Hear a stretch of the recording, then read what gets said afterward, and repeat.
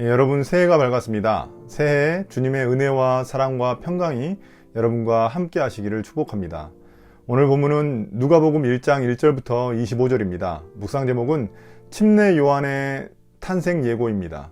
우선 1절부터 4절은 누가복음을 쓴 목적에 대해서 말하고 있습니다. 이 점은 다른 복음서에서는 찾아볼 수 없는 누가복음만의 독특한 점입니다. 또한 누가복음은 양에 있어서도 다른 복음서들보다 많은 분량을 차지하고 있습니다. 마태복음이 18,300단어, 마가복음이 11,200단어, 요한복음이 15,400단어인 반면에 누가복음은 19,400단어나 됩니다. 그만큼 누가가 다른 복음서에 없는 내용들도 많이 포함하고 있다는 것을 알 수 있습니다. 대표적으로 1, 2장에 나온 침례 요한과 예수님의 탄생에 대한 이야기는 누가복음에만 자세히 기록된 내용입니다.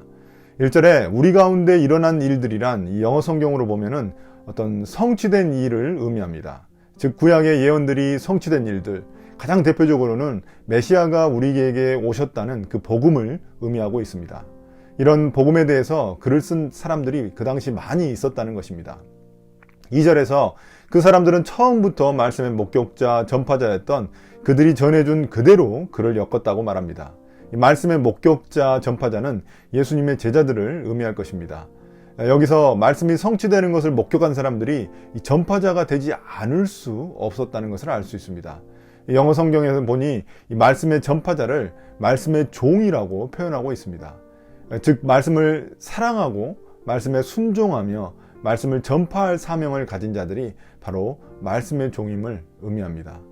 3절에 독자를 존귀하신 데오빌로라고 말하고 있습니다. 이 데오빌로는 단어 뜻 그대로는 데오가 하나님을 뜻하고 필로가 필로스를 이 사랑을 의미하기 때문에 데오빌로란 하나님을 사랑하는 자이라는 그런 의미를 가지고 있습니다. 물론 앞에 존귀하신이란 말이 붙음으로 말미암아 어떤 높은 지위에 있었던 로마 관료가 아니었을까 생각하는 학자들도 많이 있습니다. 쉽게 말하자면은 그 미스터 선샤인에 나온 그런 그 사람 정도이지 않았을까 생각하는 학자들이 있습니다. 그런데 어떤 학자는 헬라어 데오빌로의 뜻을 볼 때 이 독자들을 약간 애매하게 또 광범위하게 설정해서 정확한 독자를 알려주지 않고 많은 이들이 이 글을 돌려가면서 읽을 수 있도록 하려는 의도가 아니었나 생각하는 그런 학자들도 있습니다. 이런 경우에 독자는 하나님을 사랑하는 모든 자들이 그 독자가 되는 셈입니다. 그런데 중요한 것은 누가가 그냥 다른 사람들이 말한 것을 대충 기록한 것이 아니라는 의미입니다. 그는 모든 것을 시초부터 정확하게 조사해서 기록했다고 말하고 있습니다. 기존의 교회에서 읽히던 그런 수많은 복음서들을 잘 따져보고 살펴보고 의심이 가는 것들은 조사해서 기록해서 만든 책이 바로 누가복음이라는 것을 말하고 있는 것입니다. 그래서 그는 이런 것들을 정리정돈하고 순서대로 논리정연하게 철저하게 이 누가복음을 쓰고 있다고 말하고 있습니다. 이렇게 하는 목적을 4절에서 밝히고 있는데요. 그것은 데오빌로 각하께서 이미 배우신 일들, 즉 이미 배워 알고 있는 가르침에 대해서 믿음을 더 굳건히 하기 위함이라고 말합니다. 아마도 이런 기록 목적은 당시 상황과도 많은 연관이 있었을 것입니다. 당시 기독교가 핍박받는 분위기 가운데 있었고 예수님에 대한 기록들이 왜곡된 그런 글들도 많이 있었을 것입니다. 그런 상황에서 누가는 다시 한 번 더 정확하게 예수님에 대한 글들을 조사하고 또 그것을 기록해서 사람들에게 알리고자 하는 그런 의도가 있었다는 것입니다. 이런 작업이 그들의 또한 믿음도 굳건하게 지켜줄 수 있었기 때문입니다. 5절부터 8절까지는 사가랴와 그의 아내 엘리사벳에 대한 간략한 설명입니다. 사가랴는 제사장이었습니다. 또한 그와 그의 아내는 율법을 잘 지키는 의로운 사람들이었다고 말합니다. 그런데 이 가정에 문제가 하나 있었습니다. 그것은 엘리사벳이 임신할 수 없는 불임 상태였고 둘 다 나이가 많아서 아이를 갖기 어렵다는 것이었습니다. 우리나라도 몇십 년 전까지만 해도 아이를 낳지 못한 여자들이 이 소박 맞았던 것을 생각해 볼 때 그때는 훨씬 더 심했을 거라는 생각이 듭니다. 당시 사람들은 아이를 많이 낳는 것을 하나님의 축복으로 생각했기 때문에 이 아이를 못 낳는 불임은 하나님의 저주로 생각했을 것입니다. 특히 하나님을 섬기는 제사장인데도 불구하고 이 사가랴가 아이를 갖지 못하는 것은 매우 수치스러운 일이었을 것입니다.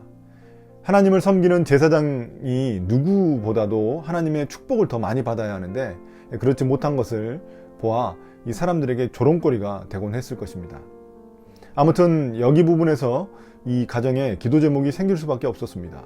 그는 오랜 시간 하나님께 이 기도 제목을 가지고 기도해 왔을 것입니다. 그리고 하나님은 그의 이런 기도를 잊지 않으셨습니다. 놀랍게도 사가랴의 이름의 뜻이 여호와께서 기억하셨다라는 의미입니다. 그래서 그가 제사장으로 자기 직무를 담당할 때가 되자 이 성소에 들어갔는데 하나님은 가브리엘 천사를 그에게 보내셨습니다. 그 천사를 보고 두려워하는 사가랴에게 천사는 놀라운 이야기를 해줍니다. 그 사가랴가 아들을 낳을 것이라는 말입니다. 여기서 우리가 한 가지 생각해 볼 점이 있습니다.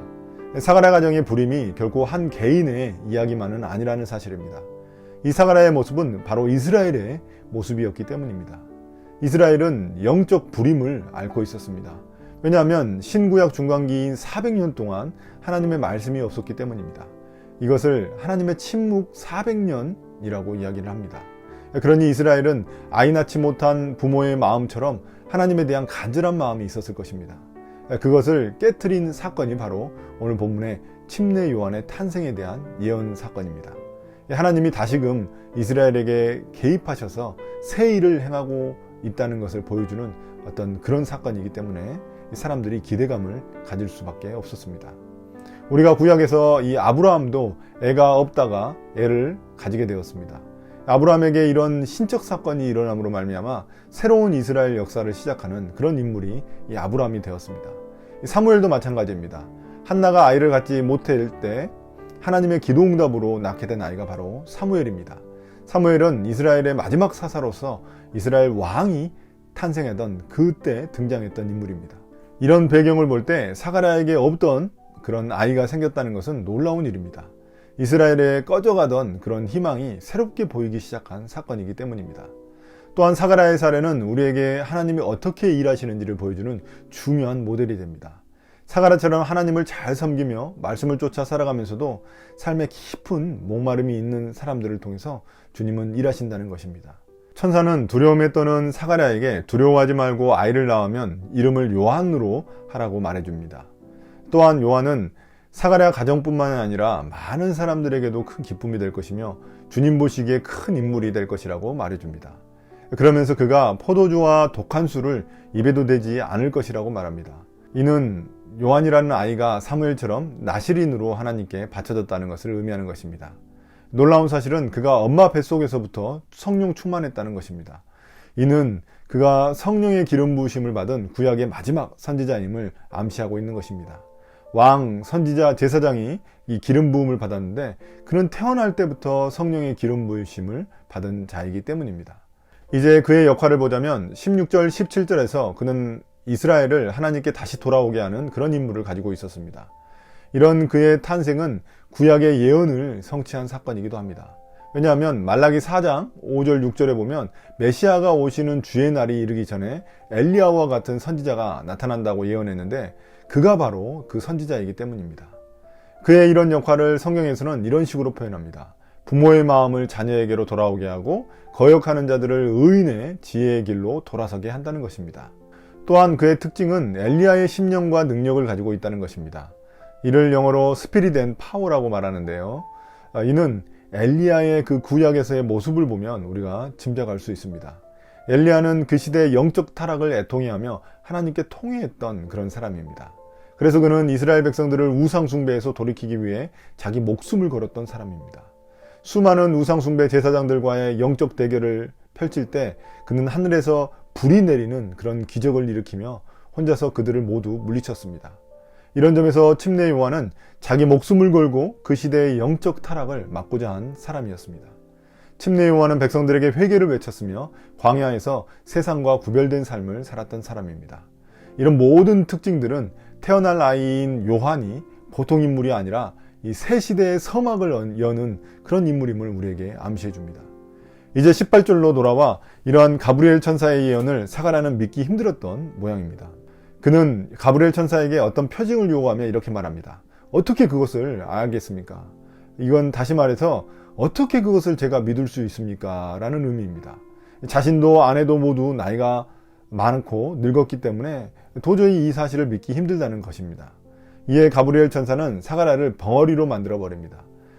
그 일이 이루어질 때까지 그는 말을 못하게 됩니다.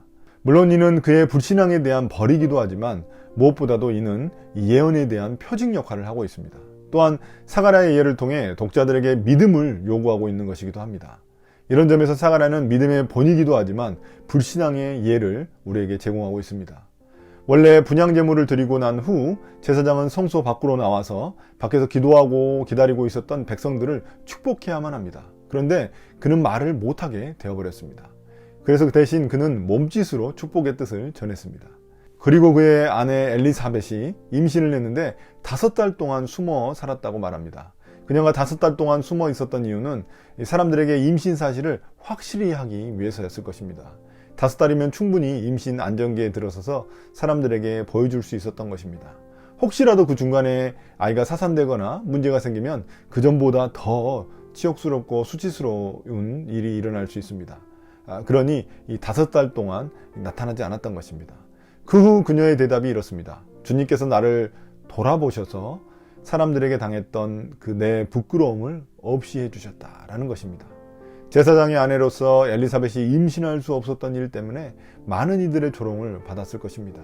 그러나 이 사건으로 말미암아 사가랴와 엘리사벳은 명예회복을 했을 뿐만이 아니라 하나님의 놀라운 축복을 받는 그런 가정이 되었습니다. 오늘 본문을 통해 새해 우리의 소망을 다시금 발견하게 됩니다. 이스라엘의 영적 불임이 현재 우리 인류의 어떤 불임의 상태를 보는 듯 합니다. 한국교회의 암담한 현실은 생명이 태동하지 않는 우리의 영적 불임을 보는 듯 합니다. 사가랴의 기도가 결국 응답받았듯이 우리의 기도도 하나님은 응답하시리라 믿습니다. 가브리엘 천사를 통해 인류에 좋은 소식을 전달하셨듯이 이 코로나가 끝나는 좋은 소식도 올해에는 들리리라 소망해 봅니다.